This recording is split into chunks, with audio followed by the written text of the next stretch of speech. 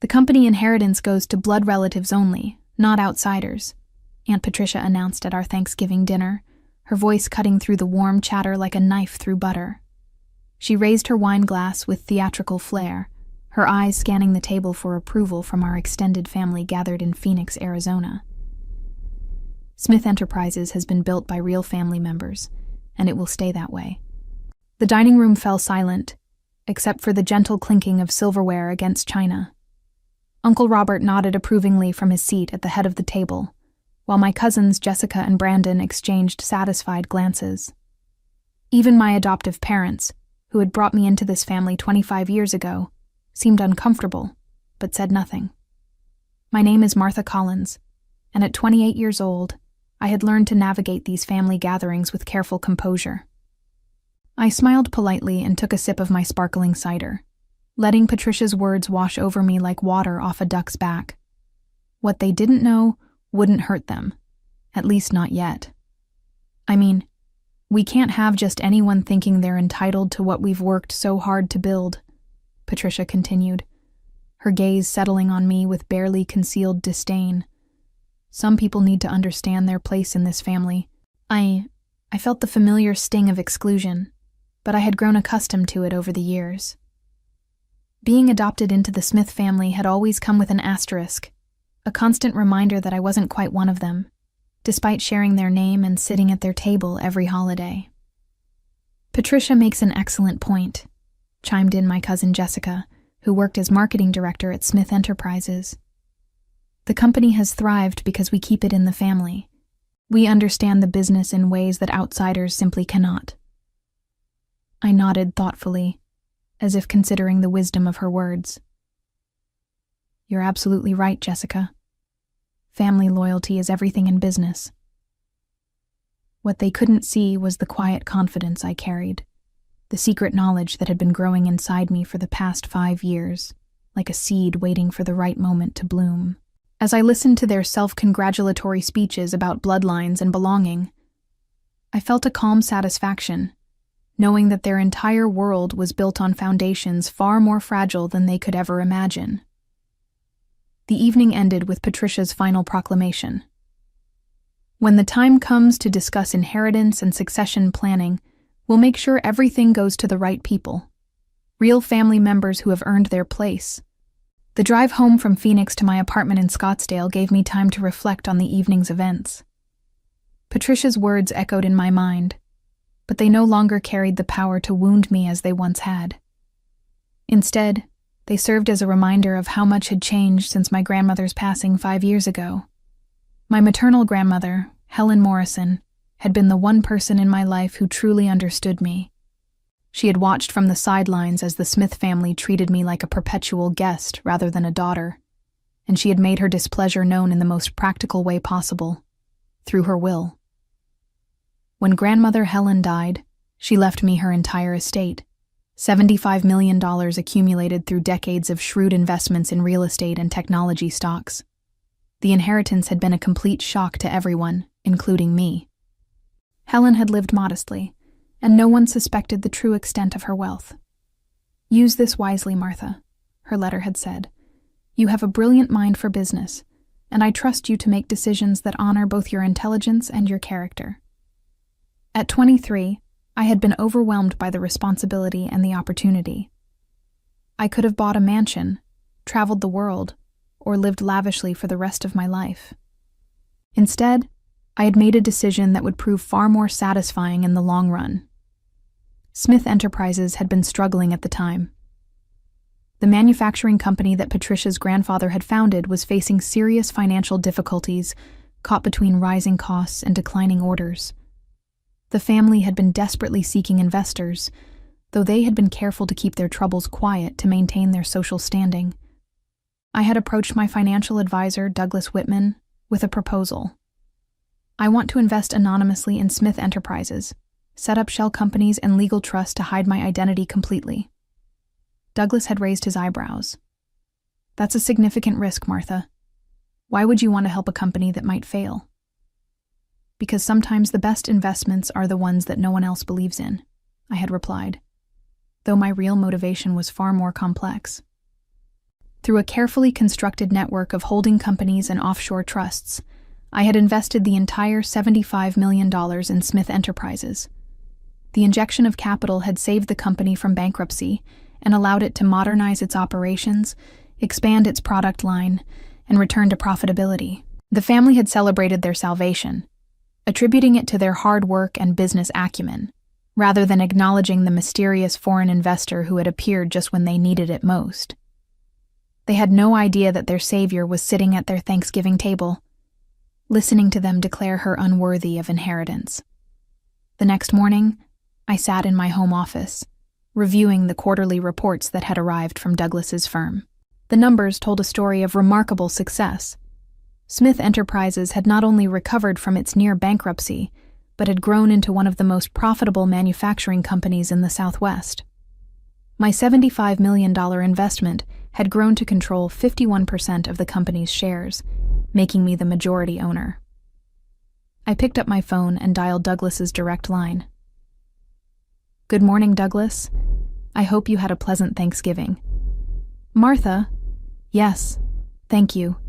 I trust yours was enlightening?" Douglas had been managing my investments long enough to understand the family dynamics at play. "Very much so. In fact, I'm calling because I've made a decision about my Smith Enterprises holdings." There was a pause on the other end of the line. "Oh, what kind of decision?" "I want to begin the process of withdrawing my entire investment. All $75 million, plus accumulated returns." The silence stretched longer this time. "Martha, are you certain? That's going to create significant financial disruption for the company. They've become dependent on that capital." "I'm completely certain. How quickly can we execute the withdrawal?" "Given the size of the investment and the legal structures we put in place, I'd estimate 30 to 60 days for a complete liquidation. But Martha, this will likely force the company into bankruptcy. Is that really what you want?" I looked out my office window at the Arizona desert landscape, where saguaro cacti stood tall and resilient, despite the harsh environment. "Sometimes, Douglas, people need to learn that they can't build their success on the backs of people they claim don't belong." "I see. And what would you like me to do with the proceeds once we've liquidated?" "I've been researching competing companies in the manufacturing sector. There's a firm called West Park Industries in Denver that's been looking for investment capital to expand operations. They've built their success on merit-based promotion and inclusive hiring practices. I think my money would be much better invested there." Douglas chuckled softly. "I have to admit, Martha, I've been wondering when you'd decide to make this move. I'll begin preparing the withdrawal documentation immediately." "Thank you, Douglas. And please make sure that when Smith Enterprises receives the withdrawal notice, they understand it's coming from their majority shareholder. I want them to know exactly who's been keeping their company afloat all these years." "Consider it done. I'll draft a letter that makes your ownership position crystal clear." After ending the call, I leaned back in my chair and smiled. Patricia and the family were about to learn a valuable lesson about the difference between being born into privilege and actually earning it. Their comfortable world of assumed inheritance and blood-based entitlement was about to crumble, and this time, I wouldn't be there to catch them when they fell. The emergency board meeting was called for the following Tuesday morning at 9 a.m. I knew about it before any of the family members did, thanks to the corporate governance documents that guaranteed my right as majority shareholder to attend all board meetings. Douglas had delivered the withdrawal notice the previous Friday afternoon, and the family had spent the weekend in frantic phone calls and desperate strategizing. I arrived at the Smith Enterprises headquarters building 30 minutes early, wearing my best navy blue business suit and carrying a leather portfolio containing copies of all the documentation proving my ownership stake. The receptionist, Kelly, greeted me with surprise. "Martha, I didn't expect to see you here today. Are you here to see someone?" "I'm here for the board meeting," I replied calmly. Kelly's confusion was evident. "But the board meeting is for executives and investors only. I don't think—" "I understand. Could you please let them know that Martha Collins has arrived and is ready to take her seat at the table?" Before Kelly could respond, Patricia burst through the lobby doors, her usually perfect hair disheveled and her face pale with stress. She was followed by Robert, Jessica, and Brandon, all looking like they hadn't slept in days. "Kelly, has anyone from Morrison Holdings called?" Patricia demanded, completely ignoring my presence. "We need to reach their representatives immediately." I cleared my throat. "Actually, Patricia, Morrison Holdings is already here." Patricia whirled around, her eyes wide with desperation. "Martha, what are you talking about? This is a crisis situation. Our biggest investor is pulling out, and we need to find them before the company collapses." "I'm aware of the situation," I said quietly. "You're aware? How could you possibly be aware? This is confidential company business." Patricia's voice rose to a near shriek. Uncle Robert stepped forward, his face flushed with anger and confusion. "Martha, this isn't the time for family games. We're facing bankruptcy because some foreign corporation has decided to destroy our company. We need all hands on deck to save Smith Enterprises." I opened my portfolio and extracted a document bearing the official seal of Morrison Holdings. "Actually, Uncle Robert, I think you'll find this situation more manageable than you imagine." Patricia snatched the document from my hands, her eyes scanning the legal text with growing disbelief. This says Morrison Holdings is... But that's impossible." "What does it say?" Jessica demanded, leaning over her mother's shoulder. Patricia's voice came out as barely a whisper. "It says Morrison Holdings is a subsidiary of Collins Family Trust, which is controlled by..." She looked up at me with horror dawning in her eyes. "Martha Collins." The lobby fell silent, except for the hum of fluorescent lights overhead. Robert's mouth opened and closed like a fish gasping for air. Brandon stared at me as if I had suddenly sprouted wings. Jessica grabbed the document from her mother's trembling hands and read it again, hoping the words would somehow change. "This has to be some kind of mistake," Robert finally managed. "Martha works as an administrative assistant at a nonprofit. She drives a Honda Civic. She lives in a one-bedroom apartment." "2 bedrooms, actually," I corrected gently. "And I prefer to live modestly.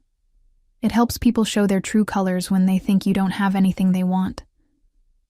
Patricia's face had gone from pale to bright red.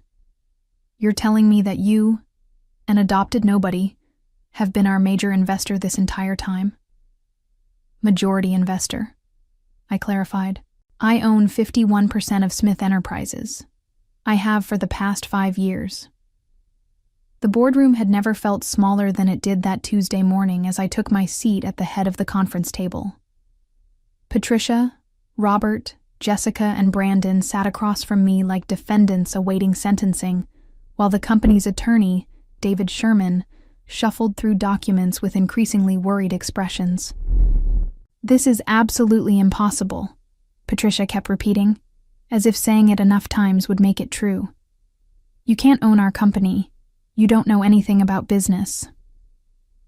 I opened my portfolio again and spread out 5 years' worth of quarterly reports, financial statements, and strategic recommendations that I had submitted through Douglas's firm.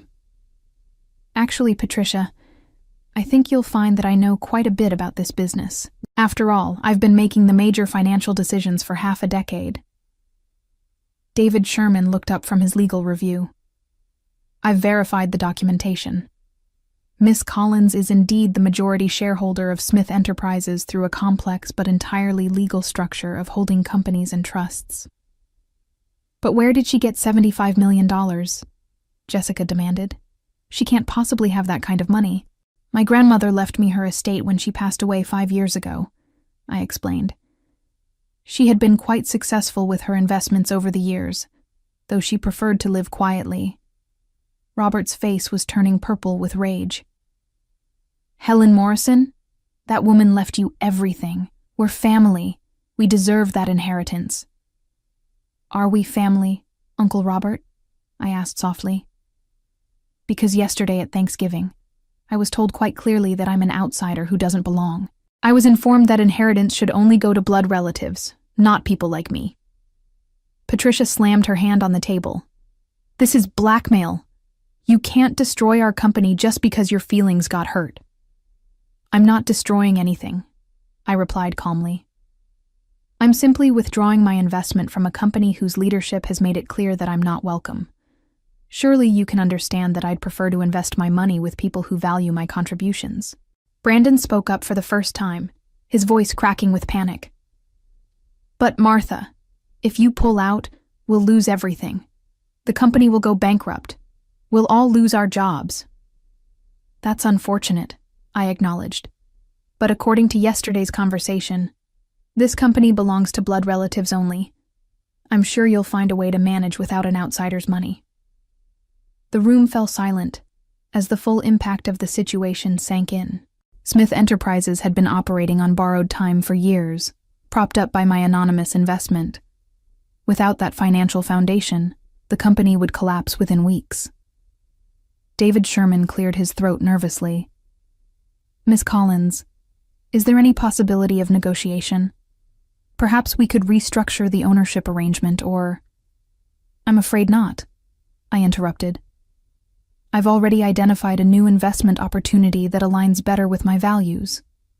Westpark Industries in Denver has an excellent reputation for treating all employees with respect and promoting based on merit rather than family connections. Patricia's eyes filled with tears of rage and desperation. You're destroying 3 generations of family legacy out of spite. I'm not destroying anything, Aunt Patricia. I'm simply choosing to invest my money with people who treat me as a valued partner rather than an unwelcome intruder. Isn't that what any smart businesswoman would do? The final documents were signed in Douglas's office the following Thursday afternoon. Patricia and Robert had spent the intervening days making increasingly desperate phone calls, trying to find alternative investors or convince me to reconsider. Their efforts had been unsuccessful, largely because word had spread through Phoenix's business community about their treatment of their own majority shareholder. No investor wants to work with people who don't even know who owns their company, Douglas had explained to me during one of our phone calls. It suggests a fundamental lack of competence and awareness. As I watched Douglas transfer my shares to Westpark Industries, I felt a mixture of satisfaction and sadness. The satisfaction came from finally standing up for myself after years of polite acceptance of their contempt. The sadness came from realizing that my adoptive family had never truly seen me as one of them, despite 25 years of trying to earn their acceptance. The transfer is complete, Douglas announced, handing me a final set of documents. Westpark Industries now owns 51% of Smith Enterprises, and you own 20% of Westpark Industries. Your net worth has actually increased significantly through this transaction. I smiled at the irony. By trying to exclude me from their family business, Patricia and the others had actually made me wealthier and given me a stake in a much more successful company. My phone buzzed with a text message from Patricia. Please reconsider. We can work something out. Family means everything. I showed the message to Douglas, who shook his head in amazement. After everything they said, they still don't understand what they've lost. They understand perfectly, I replied. They just thought I'd never have the power to do anything about it. That evening, I received a call from James Morrison, the CEO of Westpark Industries. His voice was warm and professional as he introduced himself and explained his company's vision for the future. Miss Collins, I want you to know how excited we are to have you as a partner. Your investment will allow us to expand our operations significantly and create hundreds of new jobs. I'm looking forward to working with you, Mr. Morrison. I believe in investing in companies that value all their stakeholders. That's exactly the kind of partnership we want to build. In fact, I'd like to invite you to join our board of directors. Your business acumen and investment experience would be invaluable. After ending the call, I sat in my living room looking out at the Phoenix skyline, thinking about the journey that had brought me to this moment. 5 years ago, I had been a grieving granddaughter who inherited more money than she knew what to do with. Today, I was a successful businesswoman who had learned to value herself enough to walk away from people who didn't appreciate her worth. My phone rang again. This time it was Jessica, her voice barely audible through her tears. Martha, please. Mom's in the hospital. The stress of losing the company gave her a heart attack. Can't you find it in your heart to forgive us? I felt a pang of genuine sympathy for Patricia's medical condition, but I also knew that forgiveness and business were separate matters. I'm sorry to hear about your mother's health, Jessica. I hope she recovers quickly. But my investment decision isn't about forgiveness. It's about choosing to work with people who see me as a valuable partner, rather than an unwelcome burden. The bankruptcy filing for Smith Enterprises made the front page of the Phoenix Business Journal 2 weeks later. The headline read, "Family Manufacturing Dynasty Collapses After Alienating Majority Shareholder." The article detailed how the Smith family had unknowingly driven away their own financial backer through years of dismissive treatment. I read the article over my morning coffee, feeling a complex mixture of vindication and melancholy. The reporter had interviewed several business experts who used the Smith family's downfall as a cautionary tale about the importance of knowing who actually controls your company. "This is one of the most preventable corporate disasters I've seen in 30 years, one analyst was quoted as saying. Basic due diligence would have revealed the ownership structure, but they were so focused on family politics that they ignored fundamental business realities. My phone had been ringing constantly with interview requests from business magazines and television programs. Everyone wanted to hear the story of the adopted daughter who had secretly owned the family company for 5 years. I had declined most of the requests, preferring to let my actions speak for themselves. Douglas called that morning with an update on the final dissolution of Smith Enterprises. "The assets are being liquidated to pay creditors," he reported. "Patricia and Robert will lose their executive salaries, their company cars, and their stock options. The family's financial situation is going to change dramatically." "And the employees?" I asked. "Westpark Industries has offered positions to most of the skilled workers. They'll actually be better off in the long run, working for a company with stronger financial foundations and better management practices." I felt relieved knowing that innocent employees wouldn't suffer for their boss's mistakes. 6 months later, I stood in the boardroom of Westpark Industries in Denver, presenting my first quarterly report as a board member. The room was filled with people who valued expertise over bloodlines, merit over family connections. James Morrison listened intently to my analysis, taking notes and asking thoughtful questions about market trends and growth opportunities. "Your insights have been invaluable, Martha," he said after my presentation. "The Phoenix manufacturing facility is exceeding all our projections, and your recommendations for operational improvements have increased efficiency by 23%. As I drove back to my new home in Denver, a modest but comfortable house in a neighborhood where people knew me for my work rather than my family history, I reflected on how much my life had changed. I no longer had to endure holiday dinners filled with subtle insults and constant reminders of my outsider status. Instead, I spent my time with colleagues who appreciated my contributions and friends who valued my character over my bank account. My phone buzzed with a message from Patricia. Even months later, she occasionally tried to contact me, alternating between apologies and accusations. This message read, "I hope you're happy now that you've destroyed everything our family built." I deleted the message without responding. Patricia still didn't understand that I hadn't destroyed anything. I had simply stopped propping up their illusion of success. They had built their company on borrowed money and borrowed time, thinking their family name was sufficient to guarantee prosperity. The truth was, I had given them 5 years of financial stability that they never would have had without my investment. If they had chosen to treat me as family instead of as an intruder, we all could have prospered together. Instead, they had chosen pride over profit, prejudice over partnership. Patricia and the rest of the Smith family faced complete financial ruin when my withdrawal of $75 million forced Smith Enterprises into immediate bankruptcy, resulting in the loss of their company, family estate, and lifetime financial security within 30 days. Their reputation in the business community was destroyed when word spread that they had alienated their own controlling shareholder through petty prejudice, making them unemployable and socially ostracized in their formerly prestigious circles. Patricia lost her country club memberships, luxury car, and family home when creditors seized all assets to pay company debts, while other family members were forced to take minimum wage jobs after their executive positions disappeared with the company's collapse.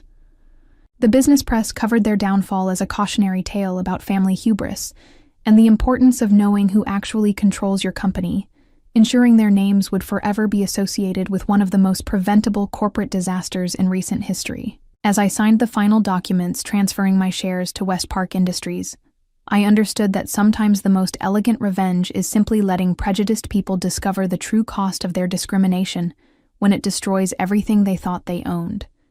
And I realized that my journey from excluded outsider to respected business leader had taught me that real family isn't defined by blood, but by how people choose to treat each other when they think no one is watching.